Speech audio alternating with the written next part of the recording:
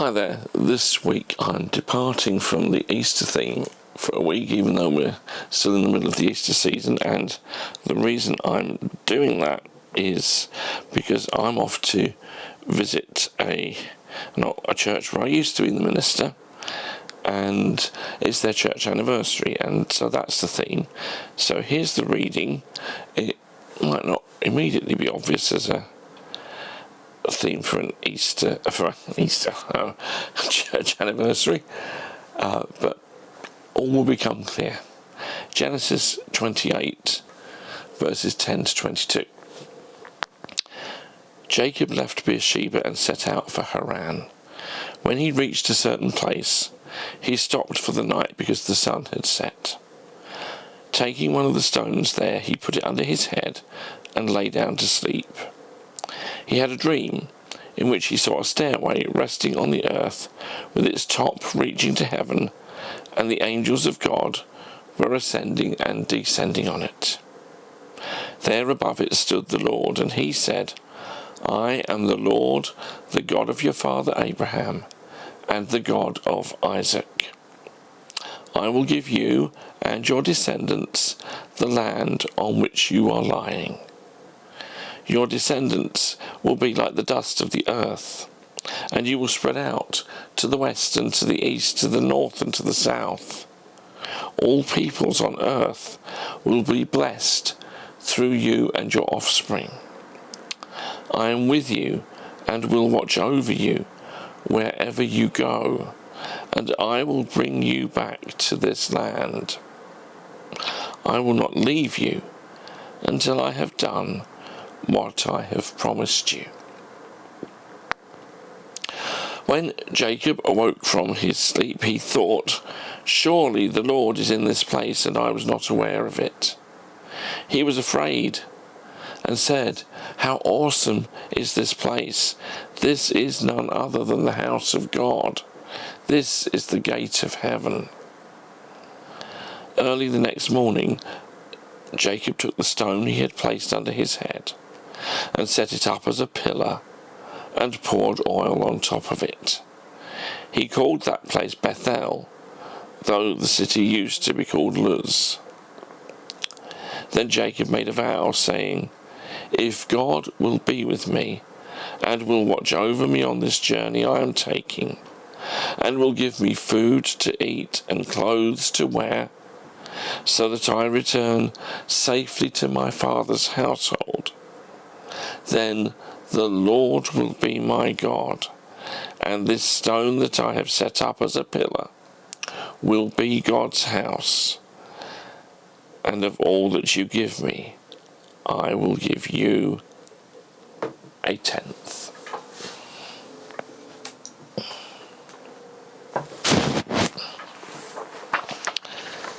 The other day, our cat got accidentally trapped in our son's bedroom for several hours, with the result that she peed on his duvet.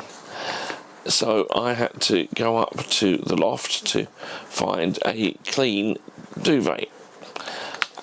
Doing so meant ploughing through blankets, electric blankets, and various pillows. And thankfully, none of our pillows was anything like the pillow Jacob had. You read that he used a stone as a pillow. Well, would you find that comfortable? How tired was he that he fell asleep lying his head on a stone pillar?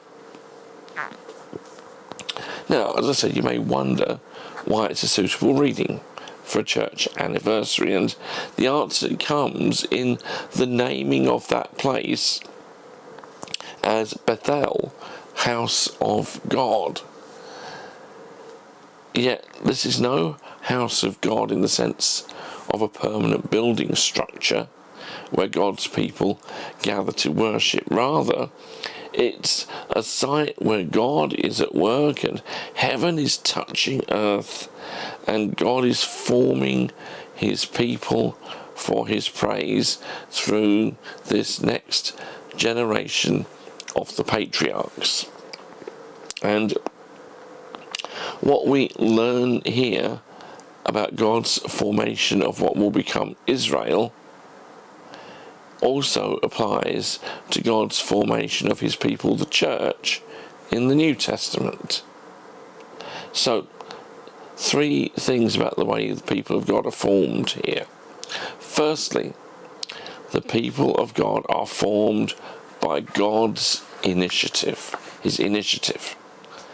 Verse 13, I am the Lord, the God of your father Abraham, and the God of Isaac. I will give you and your descendants the land on which you are lying. It's God's idea to form a people for himself.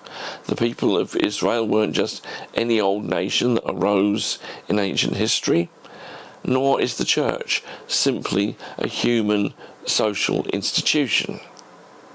God took the initiative. Why?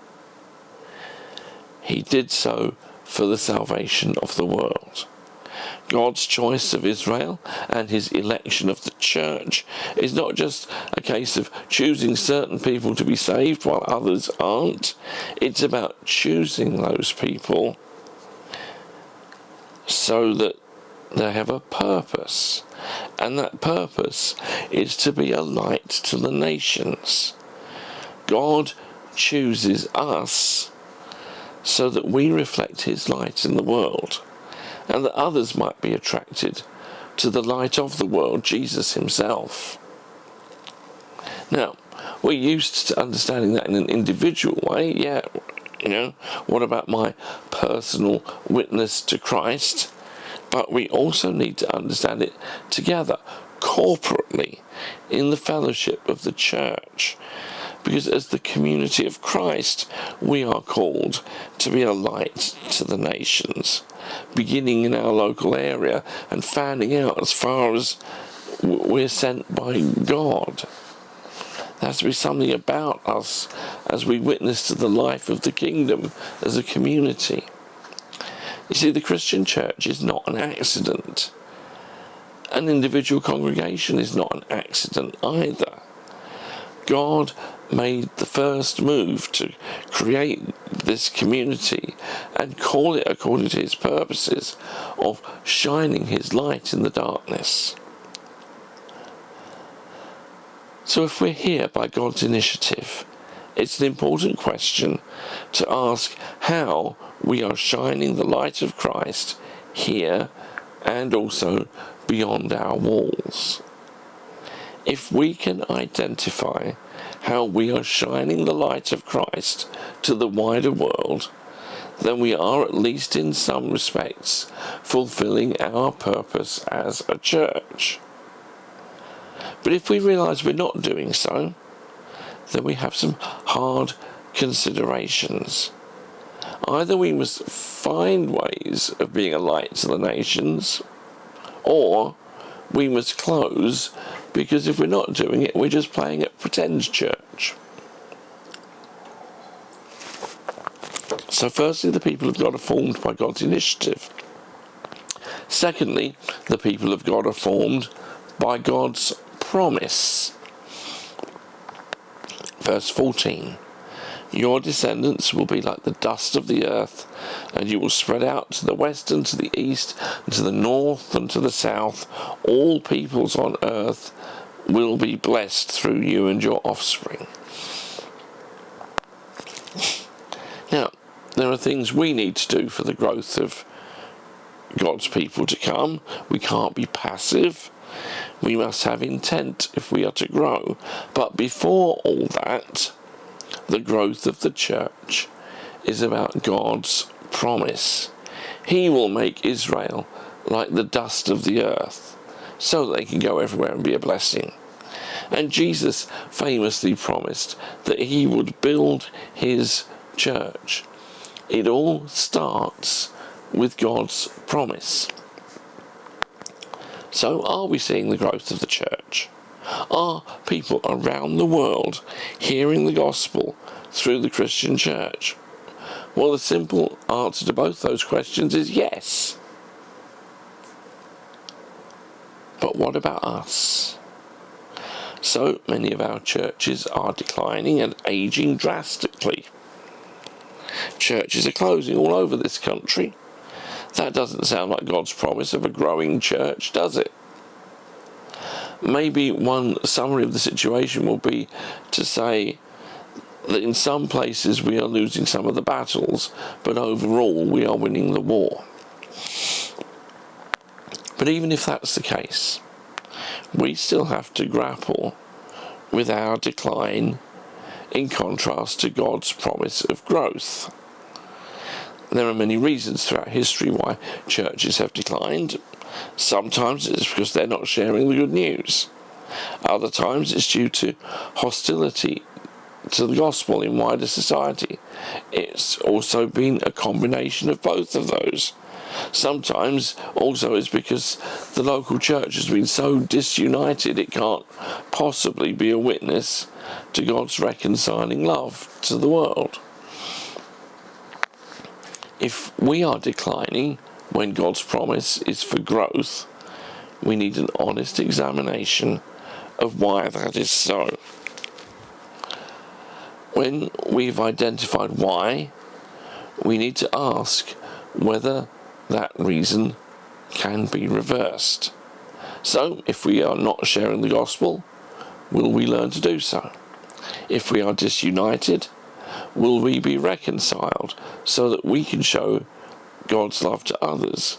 If we are in a hostile society, can we find ways of being a winsome witness to the gospel despite that?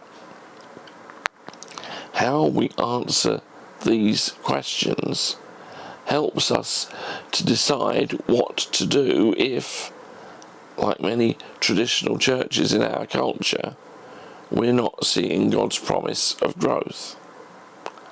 So how will we respond in our churches?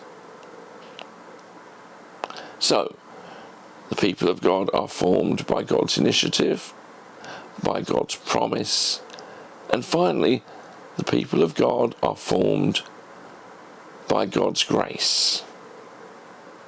I could have begun with this, with grace, but it's also the theme behind those other two that I've already talked about God's initiative and God's promise. The formation and development of God's people is a matter of God's grace.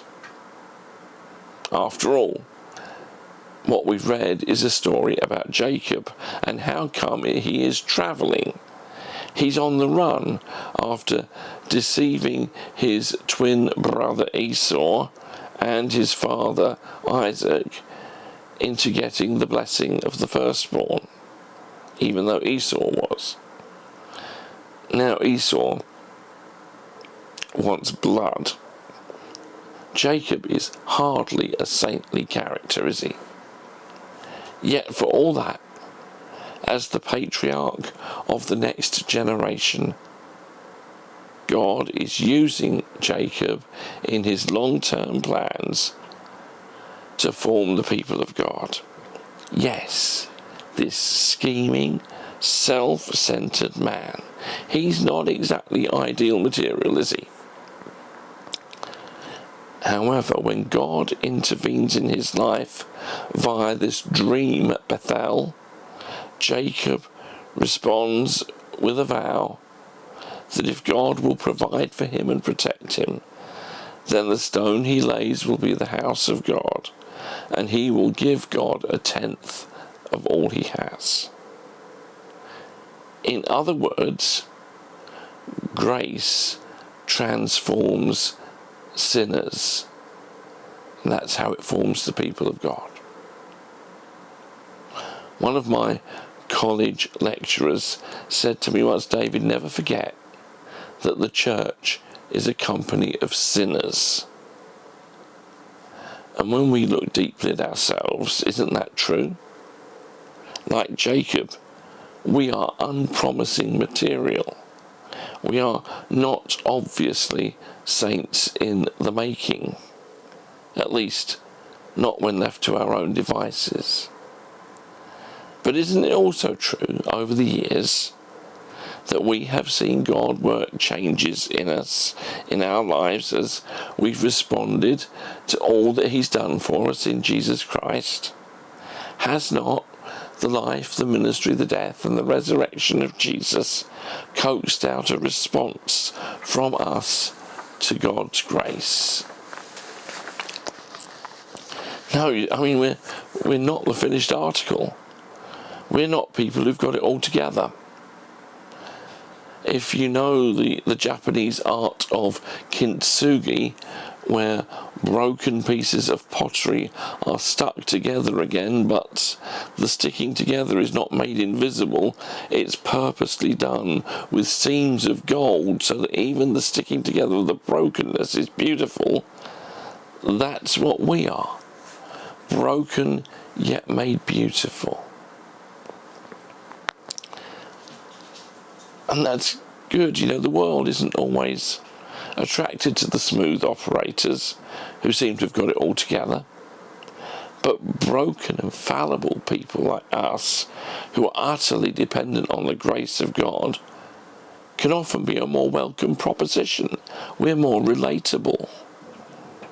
So for all the challenges that this story is to us, ultimately it's good news, as God's initiative in forming the people of God calls us to be a light to the nations, and as God's promise of growth challenges us to face difficult questions if we're not growing. In the final analysis, it all comes down to grace. And God's grace is the most remarkable and wonderful thing, making beautiful creations out of broken people. And while we believe that, and we live out that truth, there is hope.